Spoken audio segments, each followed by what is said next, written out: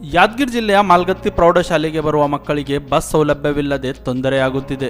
ಹೆಚ್ಚಿನ ಬಸ್ ಸೌಲಭ್ಯ ಒದಗಿಸುವಂತೆ ಒತ್ತಾಯಿಸಿ ವಿದ್ಯಾರ್ಥಿಗಳು ರಸ್ತೆ ತಡೆ ನಡೆಸಿ ಪ್ರತಿಭಟನೆ ನಡೆಸಿದ್ದಾರೆ. ಸರಿಯಾದ ಸಮಯಕ್ಕೆ ಬಸ್ ವ್ಯವಸ್ಥೆ ಇಲ್ಲದೆ ಇರುವುದರಿಂದ ನಮ್ಮ ಶಿಕ್ಷಣ ಮೇಲೆ ಪರಿಣಾಮ ಬೀಳುತ್ತಿದೆ. ಕೂಡಲೇ ಕೆಂಬಾವಿ ಸುರ್ಪುರ್ ನಡುವೆ ಹೆಚ್ಚಿನ ಬಸ್ ಓಡಿಸಲು ವಿದ್ಯಾರ್ಥಿಗಳು ಸಾರಿಗೆ ಇಲಾಖೆಗೆ ಆಗ್ರಹಿಸಿದರು. ಪ್ರತಿಭಟನೆಗೆ ವಿವಿಧ ಸಂಘಟನೆಗಳು ಸಹ ಸಾಥ್ ನೀಡಿದ್ದಾರೆ. ಈ ಸ್ಥಳಕ್ಕೆ ಕೆಂಬಾವಿ ಪೊಲೀಸರು ಬಿಗಿ ಬಂದೋಬಸ್ತ್ ಕೈಗೊಂಡಿದ್ದರು. ಪ್ರತಿಭಟನೆ ಸ್ಥಳಕ್ಕೆ ಡಿಪೋ ಮ್ಯಾನೇಜರ್ ಭೇಟಿ ನೀಡಿ ಸಮಸ್ಯೆಗೆ ಪರಿಹಾರ ನೀಡುವ ಭರವಸೆ ನೀಡಿದ್ದಾರೆ.